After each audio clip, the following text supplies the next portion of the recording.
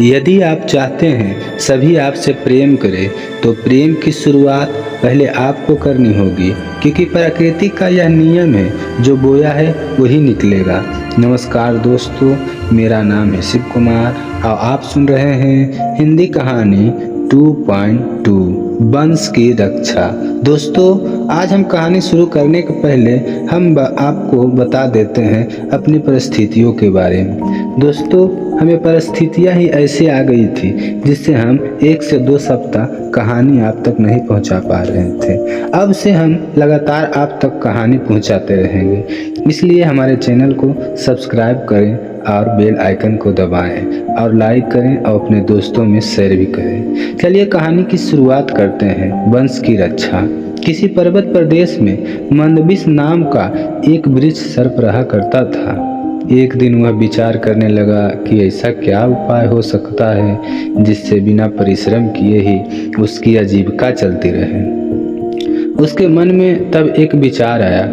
वह समीप के मेढकों से भरे तालाब के पास चला गया।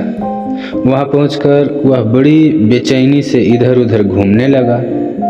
उसे इस प्रकार घूमते देख तालाब के किनारे एक पत्थर पर बैठे मेढक को आश्चर्य हुआ। तो उसने पूछा, मामा, आज क्या बात है? शाम हो गई है किंतु तुम भोजन पानी की व्यवस्था नहीं कर रहे हो। सर्प बड़े दुखी मन से कहने लगा, बेटे क्या करूं, मुझे तो अब भोजन की अभिलाषा ही नहीं रह गई है। आज बड़े सवेरे ही मैं भोजन की खोज में निकल पड़ा था। एक सरोवर के तट पर मैंने एक मेढक को देखा। मैं इसको पकड़ने के लिए सोच ही रहा था कि उसने मुझे देख लिया और समीप ही कुछ ब्राह्मण स्वाध्याय में लीन थे, तपस्या में लीन थे। वह उनके मध्य जाकर कहीं छिप गया। उसको लगा कि मैं तो फिर देखा नहीं, किंतु उसके भ्रम में मैंने एक ब्राह्मण के पुत्र के अंगूठे को काट लिया। उससे उसकी तत्काल मृत्यु वहीं पर हो गई। उसके पिता को इसका बड़ा दुख हुआ और उस शोकाकुल पिता ने मुझे शाप देते हुए कहा, दुष्ट, तुमने मेरे पुत्र को बिना किसी अपराध के काटा है। अपने इस अपराध के मैं तुम्हें श्राप दूंगा, कारण तुमको मेढकों का वाहन बनना पड़ेगा। बस तुम लोगों की वाहन बनने के उद्देश्य से ही मैं यहाँ तुम लोगों के पास आया हूँ। मेढक सर्प से यह बात सुनकर अपने परिजनों के पास गया और उनको भी उसने सर्प की यह कहानी बताई, वह बात सुना दी।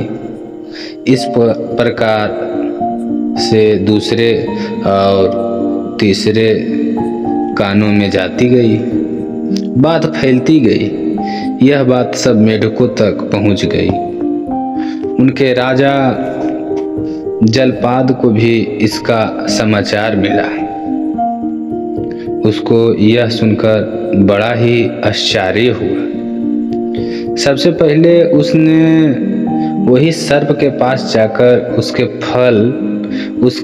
फन पर चढ़ गया और उसे चढ़ा हुआ देखकर और अन्य सभी मेढक उसकी पीठ पर चढ़ गया।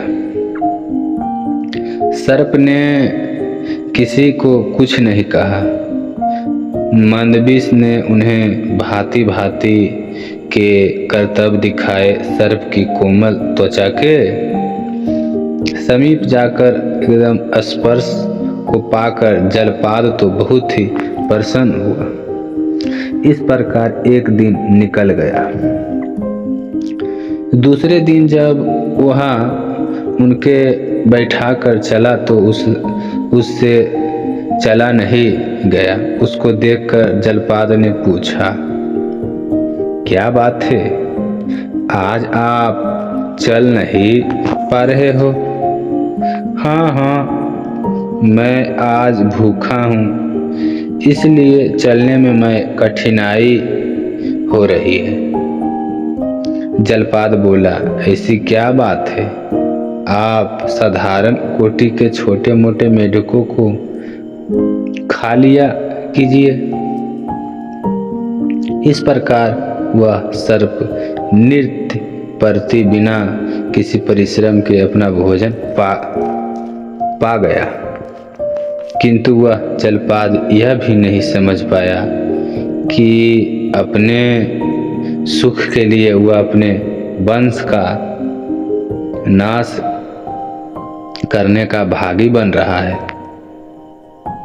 ऐसा चलता रहा। सभी मेढकों को खाने के बाद सर्प ने एक दिन जलपाद को भी खा लिया। इस तरह मेढकों की समूचा वंश ही धीरे धीरे नष्ट हो गया। दोस्तों, इस कहानी से हमें यह सीख मिलती है कि अपने हितैषियों की रक्षा करने से हमारे भी रक्षा होती है। दोस्तों, आज की यह कहानी यहीं तक। कल मिलते हैं एक और अच्छी कहानी के साथ। जब तक हमारे चैनल से जुड़ने के लिए इसे सब्सक्राइब कर बेल आइकन को ऑल पर करें और शेयर कर दें अपने दोस्तों और सहपाठियों।